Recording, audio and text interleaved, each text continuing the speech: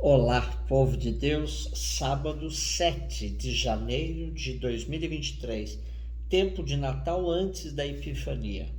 A nossa reflexão de hoje é a partir da primeira carta de João, capítulo 5, de 14 a 21, e Evangelho de João 2, de 1 a 11. Caríssimos, esta é a confiança que temos em Deus. Se lhe pedimos alguma coisa de acordo com a sua vontade, ele nos ouve. E se sabemos que ele nos ouve em tudo o que lhe pedimos, sabemos que possuímos o que havíamos pedido. Se alguém vê seu irmão cometer um pecado que não conduz à morte, que ele reze, e Deus lhe dará a vida. Isto se de fato o pecado cometido não conduz à morte.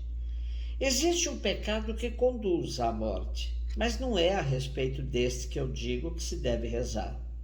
Toda iniquidade é pecado, mas existe pecado que não conduz à morte.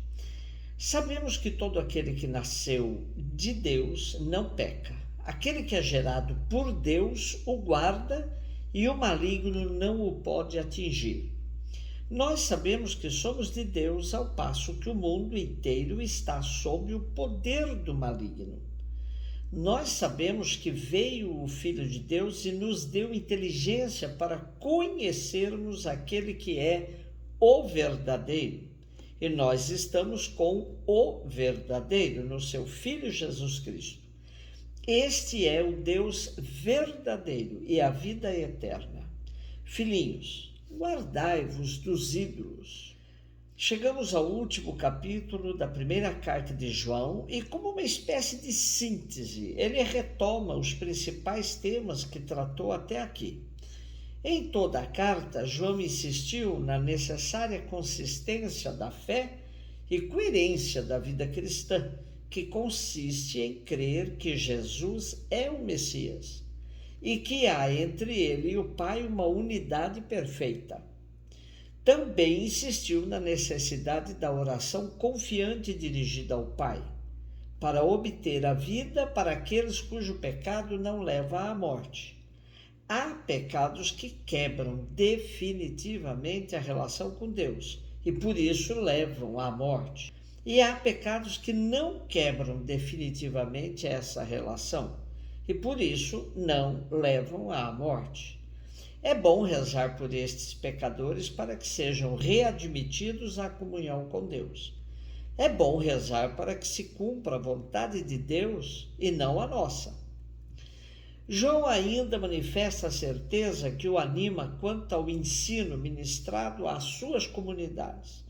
Sabemos que todo aquele que nasceu de Deus não peca, mas o Filho de Deus o guarda e o maligno não o apanha. Sabemos que somos de Deus ao passo que o mundo inteiro está sob o poder do maligno. Sabemos também que o Filho de Deus veio ao mundo e nos deu entendimento para conhecermos o verdadeiro. E nós estamos no verdadeiro, no seu Filho Jesus Cristo. Todo esse conhecimento é experiencial e obtém-se por Cristo, o verdadeiro que é Deus e é a vida eterna. Por isso, há que guardar-se dos ídolos e centrar-se em Jesus, que é Deus e é a vida eterna. João 2, de 1 a 11. Houve um casamento em Caná da Galileia. A mãe de Jesus estava presente. Também Jesus e seus discípulos tinham sido convidados para o casamento. Como o vinho veio a faltar, a mãe de Jesus lhe disse: eles não têm mais vinho. Jesus respondeu-lhe: mulher, por que dizes isto a mim? Minha hora ainda não chegou. Sua mãe disse aos que estavam servindo: fazei tudo o que ele vos disser. Estavam 6 talhas de pedra colocadas aí para a purificação que os judeus costumam fazer. Em cada uma delas cabiam mais ou menos 100 litros. Jesus disse aos que estavam servindo: enchei as talhas de água. Encheram-nas até a boca. E Jesus disse: agora tirai e levai ao mestre-sala. e eles levaram. O mestre-sala experimentou a água que se tinha transformado em vinho. Ele não sabia de onde vinha, mas os que estavam servindo sabiam, pois eram eles que tinham tirado a água. O mestre-sala chamou então o noivo e lhe disse: todo mundo serve primeiro vinho melhor, e quando os convidados já estão embriagados, serve o vinho menos bom. Mas tu guardaste o vinho melhor até agora. Este foi o início dos sinais de Jesus.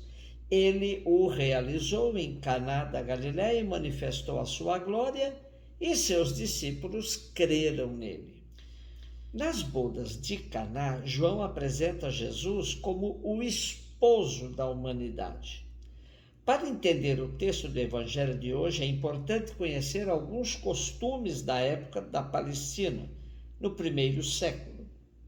Os casamentos nas vilas judaicas eram celebrados durante vários dias, e devido à longa duração da festa, é bem possível vir faltar o vinho. Quem presidia o casamento eram os próprios familiares. Não havia uma instituição religiosa para isso. João, o quarto evangelista, toma um destes casamentos como cenário para o primeiro sinal dos 7 sinais que Jesus realiza em toda a sua obra. E no contexto das bodas de Caná da Galileia, João apresenta Jesus como o esposo da humanidade. Portanto, nada de fazer leitura fundamentalista de um texto altissimamente simbólico. Os símbolos conduzem ao cume da narrativa, a manifestação da glória de Jesus. Embora o contexto da festa de casamento seja o da Galileia, as talhas de purificação indicam claramente que se trata de um casamento judaico. A abundância de vinho é, por um lado, justificada pela duração da festa, mas, por outro, pode e quer significar a plenitude de graças e bênçãos advindas da presença do verdadeiro noivo, Jesus Cristo. A cena de casamento serve como metáfora do casamento de Jesus com o povo, imagem já antiga no seio da literatura judaica. Caná da Galileia fica na fronteira com os povos pagãos, simbolizando que a boa nova de Jesus começa a tomar novos rumos, vencendo a ideologia sectária de povo eleito. Os judeus já estavam embriagados com sua lei e tradições, mas o vinho melhor, que é Jesus, ainda encontrará espaço para manter a alegria da festa. Jesus é o prolongamento dessa alegria, e com muito mais qualidade. Toda a narrativa desse primeiro sinal culmina com a manifestação da glória de Jesus e com o ato de fé de seus discípulos. E a presença da mãe é a presença da comunidade. E a comunidade é que diz: fazei tudo o que ele vos disser, porque a comunidade entendeu que só subsistiria se de fato fizesse tudo o que tinha aprendido de Jesus. Um beijo no seu coração.